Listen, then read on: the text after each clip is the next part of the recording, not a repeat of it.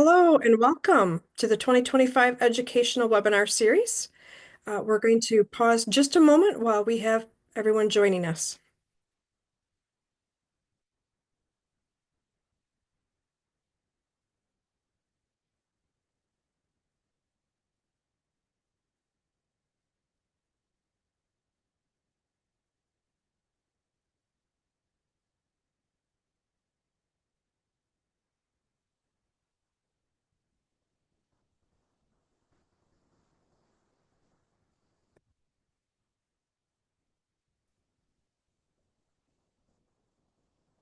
All right, we are at 1 o'clock.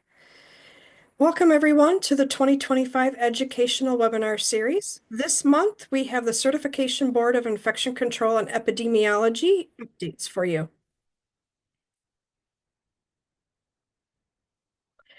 For housekeeping, please make sure you mute your line. And if you have any questions for our speaker, please drop them in the chat. We are collecting them and we will have all your questions answered at the end of the presentation. There are no continuing education credits for today's session. And now I would like to welcome Jessica Dangles. She is the Executive Director for the CBIC and has been in her role for over 3 years. She has an extensive background in healthcare certification, licensure, and accreditation. Prior to CBIC, she was the Accreditation Standards Manager at the American College of Surgeons. And I'm going to turn it over now to Jessica. Thanks, Denise. I'm just going to go ahead and share my slides if that's okay. I can control my slides if you don't mind. Yep. Otherwise, I'll be doing a lot of next. Well, it's wonderful to be here. I'm coming here from Chicago, actually. So let me go ahead and share my screen here. So just one moment.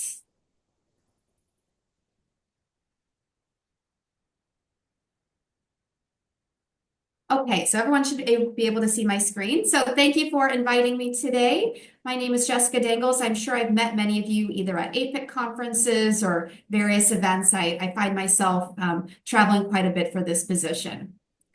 So hopefully most of you know what CBIC is, but we are the Certification Board of Infection Control and Epidemiology. We are a subsidiary of APIC. So I'm actually an APIC employee. I report directly to Devin Jopp, APIC CEO. So under the APIC umbrella, we have CBIC and we have APIC Consulting. So some of you might be consultants for APIC Consulting, which is the for-profit arm of APIC.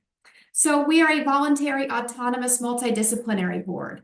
And I really like to highlight the multidisciplinary aspect of our board. So we have nurses, physicians, those with laboratory backgrounds, public health backgrounds, and that really makes us, I think, a very well-rounded board. And I think we're really seeing infection prevention and control really change in terms of the background of who's entering the field and who's staying in the field.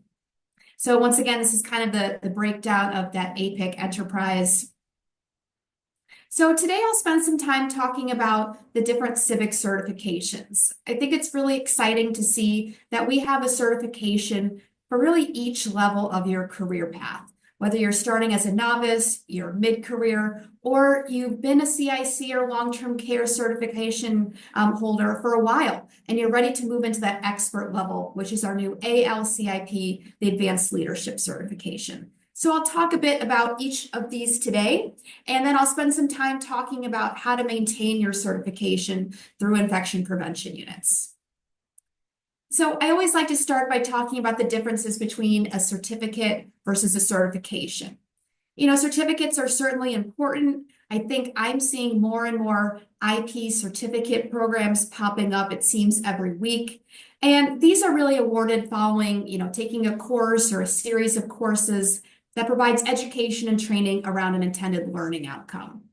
Whereas certification, and that's all that CBIC does, is awarded following a successful completion but comprehensive exam process. And I like to think of certification as being done in a secured, proctored environment as well. So I'm often asked, why does it take so long to develop a certification exam? Why do you have a separate committee that's involved with this? And, why is it so expensive to develop a certification? So I think we have some test committee members here on the call. I know Denise is on our civic test committee. But what goes into developing a high stakes exam is actually, quite time consuming. So maybe some of you have been certified for a while and participated in what we call a practice analysis. So about every 5 years, we do a large scale survey where we ask those of you that are certified, what do you do in your role as IPs? What's changed over the last 5 years? How often are you doing certain tasks in your job? How critical are they? How frequent are you performing these tasks? Because ultimately, we want our candidates to walk away from taking a certification exam feeling like we were really asking them about the jobs they do. We want to make sure our exams are valid, they're reliable, and they're up to date. And as you can imagine, a lot can change over 5 years. The last CIC practice analysis was done before the pandemic. And now we're seeing a lot of changes in practice, things like AI, vaccine hesitancy, antibiotic stewardship programs. So I think when we do the next practice analysis, we'll see quite a few changes on our test specifications. Now, these are essentially the content outline, the test blueprint, whatever you want to call it, and those are informed by the practice analysis. That's basically what's on the exam, and that's determined by the survey results. And from there, our test committee volunteers write test questions according to those test specifications. We assemble our test forms, and we beta test every question that's on an exam. We want to make sure that a test question is performing properly before it's considered a scored question. We want to make sure there's not more than one right answer. We want to make sure that it's keyed properly. And from there, we set the passing score, and this cycle is continuously repeating itself. So we're always writing and reviewing test questions. So some of you might have already taken your certification exam, but it's all delivered through Prometric, either at a live remote proctoring option or through a physical testing center. You can take any of the civic examinations 5 to 7 days a week, depending on where you are.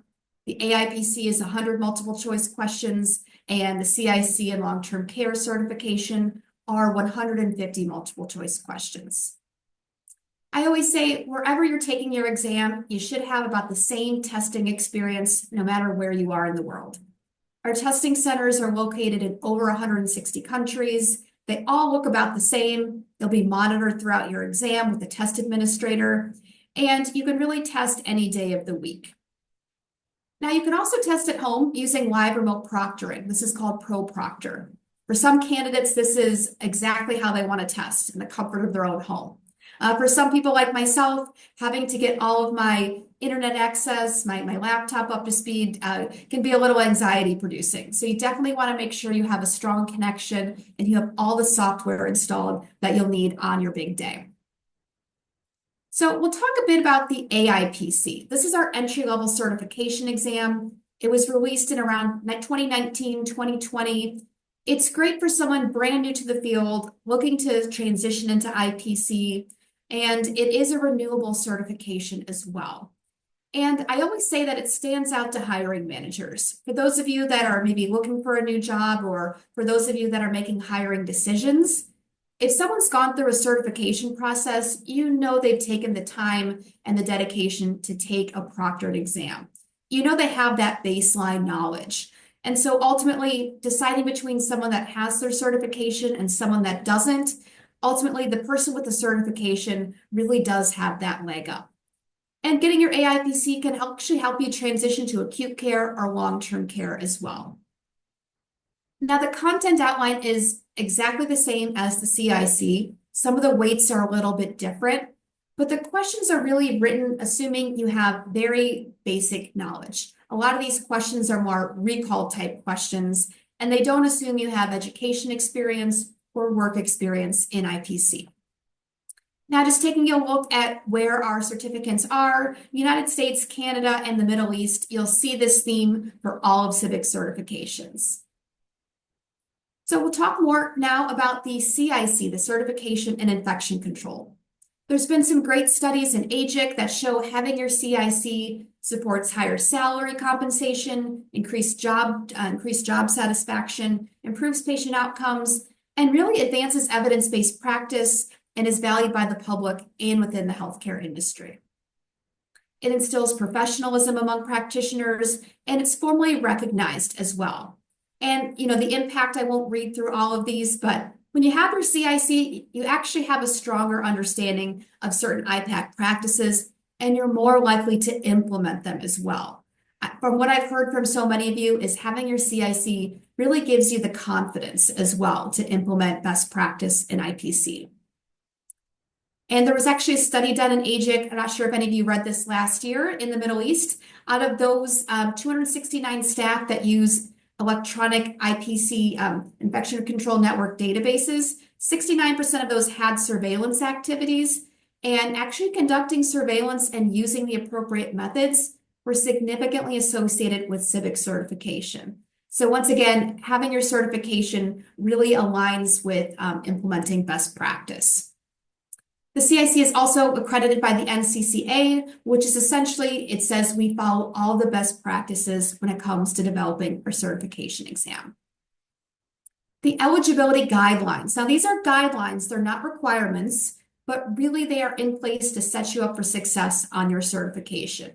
We recommend having your post-secondary education in a health-related field, having direct responsibility for IPC in a healthcare setting, and having work experience. So this is really important. Having at least a year of full-time work experience prior to taking your CIC.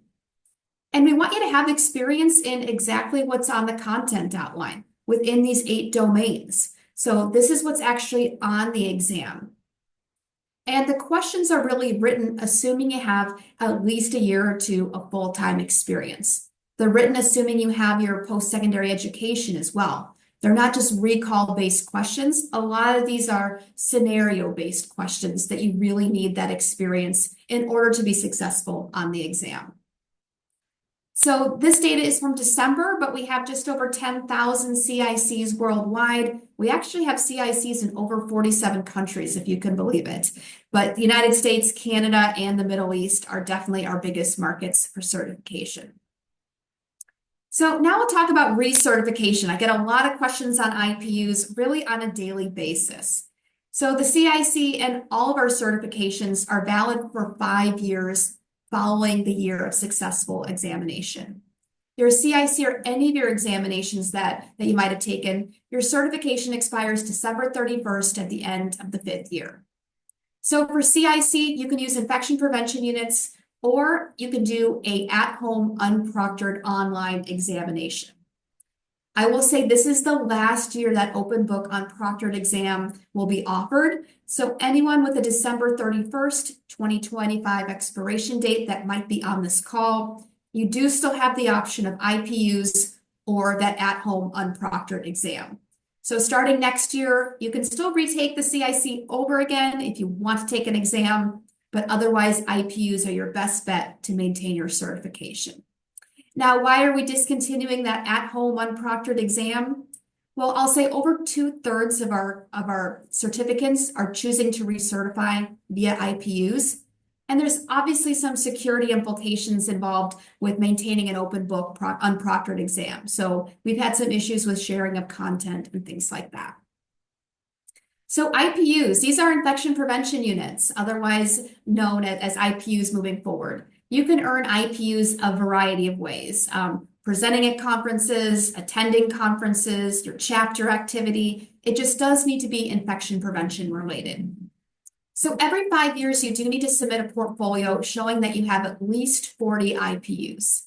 Now, half of these need to be from an accredited organization or state licensing board. And when I say accredited, I mean the organization is issuing CNE or CEUs or CMEs. So they've actually gone through an accrediting process for their education. The other half just need to be from a credible organization. And by credible, we don't want you going to, let's say, an industry event that's more of a product promo, let's say. So all need to be from a credible organization, but 50% need to be from an accredited organization. You can start earning your IPUs as soon as you're certified, and October 31st of the year your CIC expires is that deadline to submit your portfolio. So a couple updates with IPUs. Starting in 2028, so we give everyone enough notice here, we want you to earn your IPUs from at least 2 different years within your 5-year cycle. We know it's tempting to earn all of your IPUs the last year of your certification, but ultimately, recertification is about lifelong learning. So we want to see that you're doing something in at least more than 1 year of that 5-year cycle. And we are capping IPUs at 30 for an individual educational session. So we want to see that you're earning your IPUs for at least more than one activity as well. And effective as of last year, we're recommending, but not certainly not enforcing, getting 2 IPUs from DEI and health equity. I know APIC as well as IPEC Canada have put out some great materials for DEI and health equity. So this is just a snapshot of what your IPU portfolio looks like. It's pretty self-explanatory. Your timeline, that portfolio is available to you as soon as you're certified. Record things as you go along and submit your portfolio by October 31st. As soon as your portfolio is approved, a new 5-year recertification period begins. Now, you won't lose any time on your certification. So if your CIC expires this year, if you submit your portfolio now, you won't be shortchanged at all for your next 5-year cycle. So feel free, if you're ready to submit your portfolio, go ahead and do that. So we do have a fee associated with your portfolio submission. It takes our staff maybe about 3 weeks or so to review your portfolio. Now, we say 2 resubmissions are permitted. I will say I've never seen someone require a full resubmission. If we see something that's maybe not uploaded right, or you didn't upload your documentation, our staff will reach out to you and we'll work with you. So like I said, I've never actually seen someone require a full resubmission. So we do have a late fee. I don't like to advertise it too much because I want everyone to submit by October 31st, but we do have a late fee of November 30th in place. And if for whatever reason you either don't submit your portfolio or you submit only a partial portfolio, after November 30th, you have to take that online recertification exam. And I'll talk a little bit more about that, but that needs to be purchased by November 30th and completed by the end of the year. Some helpful hints: earn your IPUs and submit them as you earn them. If you went to an APIC conference, don't wait until the end of the 5th year to upload your documentation. Just go ahead and do that now. Avoid late fees, reach out to staff with questions. That's why we're here. And submit the year that you expire, submit early. Don't wait until the last minute. So these are the different categories in which you can earn your IPUs. It's not an exhaustive list, and you're not required to hit all of these as well. For example, you can earn all of your IPUs through online education. There's actually some free ways to earn IPUs as well. If you've gone to an ICRA training, they actually give you 8 IPUs for doing a free ICRA training. They give you lunch as well. And if you're an APIC member, which I think all of you are, all your webinars, chapter activity, those count for IPUs as well. So we need you to hit 6 of the 8 domains as part of your portfolio. You're going to self-attest to these, and yes, activities can count for more than one. If you've been to an APIC conference, you've probably hit all 8 of these just by going to a conference. But we want to make sure you're not earning all of your IPUs in, let's say, environment of care, for example. So if you're certified as CIC and long-term care, almost 300 of you are, believe it or not, you can, let's say, double dip your IPUs. We just want to make sure that you are actually certified during that time.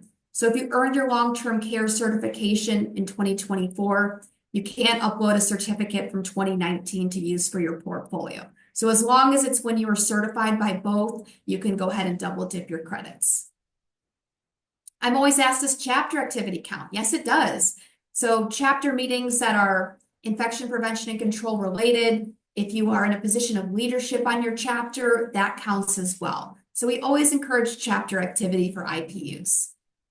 Once again, these are just some samples of what you can earn your IPUs doing. Here are some potential accredited providers, certainly not an exhaustive list.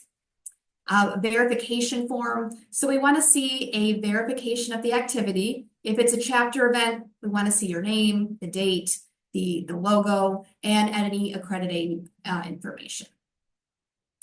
Conversion chart. So if you're earning CEUs or CMEs or CNEs, these translate easily into IPUs using this chart. and some resources. The website has lots of information on how to recertify. So briefly, I'll talk about recertification by exam. Once again, this only applies to someone with a December 31st, 2025 expiration date. You can still recertify through that open book unproctored exam. It is delivered through Prometric, even though it's not proctored. It does need to be done independently, and you can use educational resources to get through the exam. So that's available. It's available now. Purchase that exam by November 30th and submit by the end of the year. If for whatever reason you decide to recertify by exam and you fail the exam, you will need to take and pass the CIC proctored exam to retain your certification. You can't go submit an IPU portfolio. So there's not many of you that this scenario applies to, but certainly want to go through this process. So don't access it in Internet Explorer and review the website for technical information. The long-term care certification. So we acknowledge that long-term care is a unique setting. So much, in fact, that we decided to designate an entire new certification to this unique practice setting. This was released in 2023, and out of those that are certified, we did a survey last year, and we felt that many of our IPC professionals feel more prepared to prevent and handle outbreaks, improves resident and staff safety, and is really well respected by surveyors. It can actually help improve your survey outcomes. So we have now just under 800 LTC CIPs worldwide. These numbers are from December. But once again, we're seeing United States, Canada, and actually the Middle East is starting to grow more rapidly in their long-term care certificates. The content outline is once again very similar to the CIC, but I will say all the questions are written from the resident's point of view versus the patient's point of view. Eligibility is the same as the CIC. These are guidelines, not requirements. Having post-secondary education and having responsibility for IPC within a long-term care setting. And here's just some information, to maintain your long-term care certification, you can either retake that long-term care certification again, or do continuing education. So I'll talk a little bit now about our newest certification, the Advanced Leadership Certification in Infection Prevention and Control. So this is a portfolio-based assessment. So a sigh of relief, no examination component. And it really demonstrates your leadership within IPC that has a measurable impact. So we are in the midst of our first application cycle right now, and we'll be doing a second cycle later this summer. Now, to be eligible for this, you have to have your CIC or your LTC CIP, and we want to see that you have a demonstrated positive impact on the profession. And we think that really requires at least 5 to 10 years of experience. So it doesn't matter how long you've been certified, but really in order to put together a portfolio, you really need that experience within leadership, education, research, etc. So this is the framework for the ALCIP. It's built into 2 separate domains, leadership and professionalism. And then within these 2 domains are various competencies that are further broken down into sub-competencies. And this is all on the CBIC website as well. Ultimately, as part of your portfolio, you're going to upload 8 pieces of evidence and write 8 written rationales to support your evidence within various sub-competencies. Now, some of you might be asking yourself, I'm a team of 1. I don't manage people. I don't do research. That's okay. The framework is really designed to kind of help you pick and choose what you want to highlight in terms of your measurable impact. And we understand that doesn't always mean managing people or doing presentations or working at the national level. Maybe you've been at the same institution for 10 plus years. That's okay. You can still earn your ALCIP. Examples of evidence, I won't read through this in its entirety, but it includes things like publications, presentations, a work product. Maybe you implemented a strategic plan or toolkit in your organization or a career ladder. These are great examples of evidence. Program development materials. Maybe you taught a class for APIC. Maybe you taught something at the chapter level. Uploading your syllabus and writing a rationale of the measurable impact that it has is a great example of how you can contribute to your portfolio. We just want to make sure that everything is within the last 10 years. Lots of resources on our website. We've got webinars, videos, FAQs, and I'm hosting a series of info sessions over the next few weeks as we get closer to the deadline. Just a few little plugs in terms of what certification means to me. I love going on our website and seeing the reasons that people are certified. And we want to hear from you as well. If you have a unique certification journey, we'd love to feature you on our website and learn more about your journey and what got you certified. So I'm going to stop sharing my screen here, and we can certainly open it up to questions. I know I covered a lot of information today. Yeah, thank you so much, Yeah. Jessica. Great presentation. There is one question in the chat that I see. The question is, why do we see a difference between the awarded IPUs compared to nursing CEs for the same training?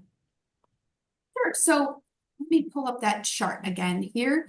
So you're not actually going to lose anything. So a CNE, like one CNE is equal to one IPU. If something is a CEU, a continuing education unit, they just do those in tenths for whatever reason. So 0.1 of a CEU is equal to one IPU.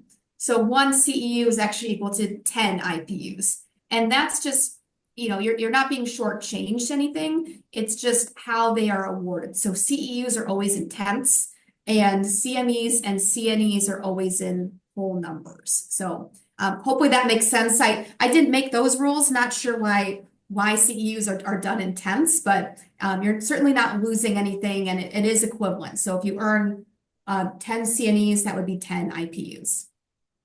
Gotcha.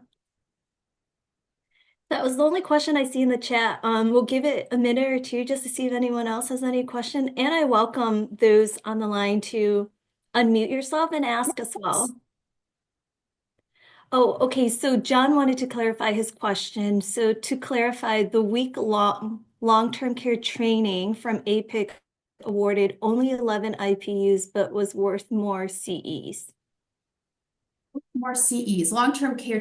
I think some of that probably has to do with the accreditation that APIC is under as well. I think there are certain caps in terms of like hour for hour.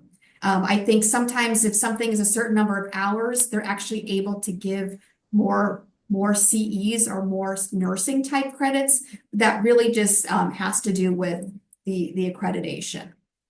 So, and I also want to say that we have caps in places for things like the APIC conference, or if you're going to SHE, for example, you get 10 credits for actually going to the conference, and then you can earn on-demand credits for any additional activities. So if you go to APIC this year, you'll earn 10 just for going, but then if you watch any on-demand sessions, you'll earn hour for hour additional credits.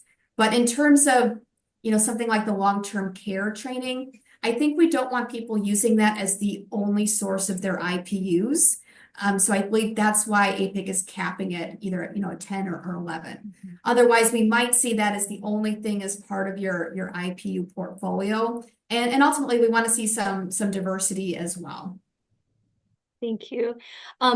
Another question, are there any grants that can assist with the costs of training or education for someone who is a solo IP?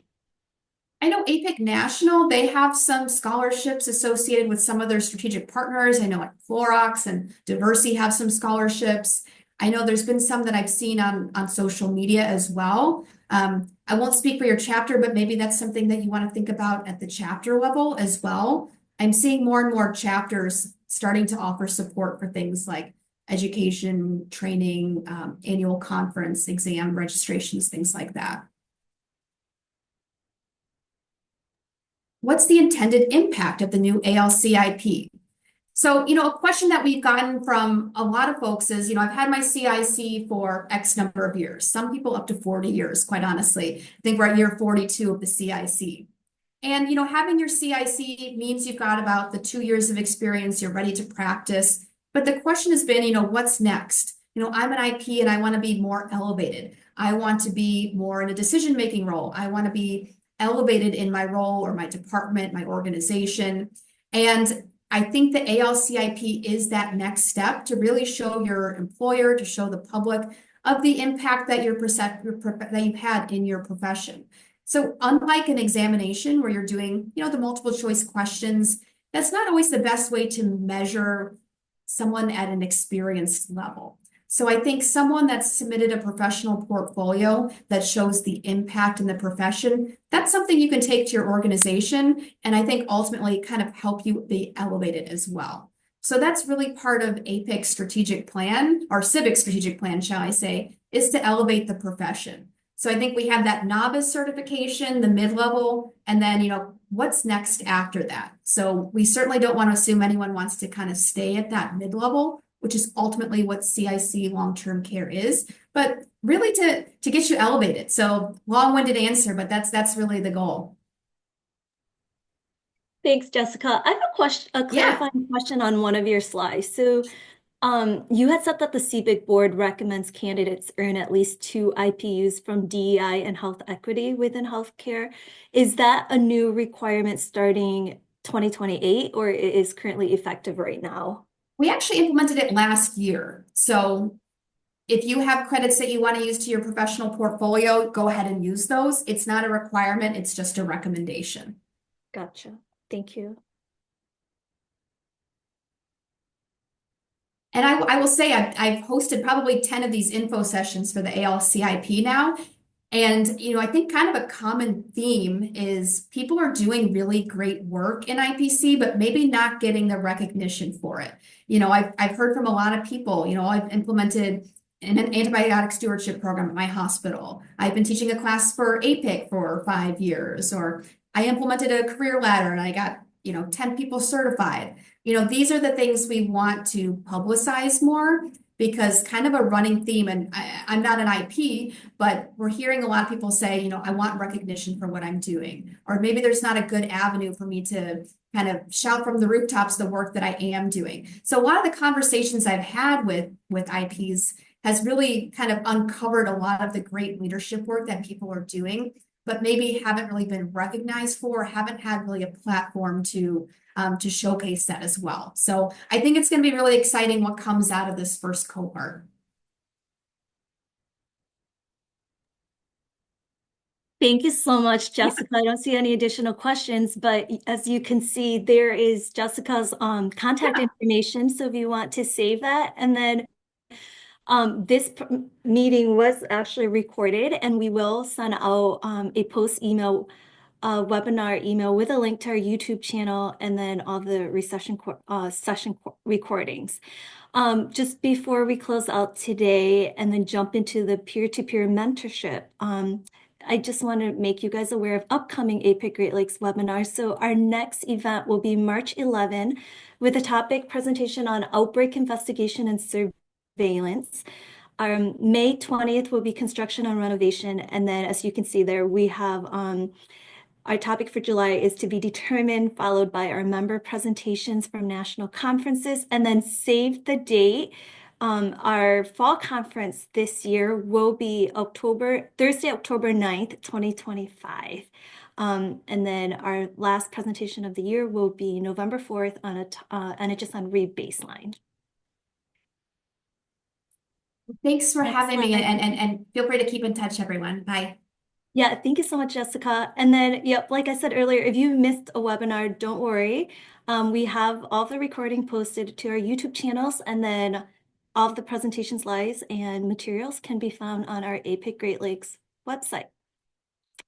And then if you have any job openings, please send them our way, and we'll be happy to post them to our APIC Great Lakes webpage as well. And then there's also a link to the job board. And with that, I thank everyone for joining today. Don't sign off just yet. So following, we will jump into our peer-to-peer roundtable, and I am going to hand it over to Doreen. Is it you or Joanna to facilitate this roundtable? Joanna is going to facilitate, and I'm going to be her wing person. Okay.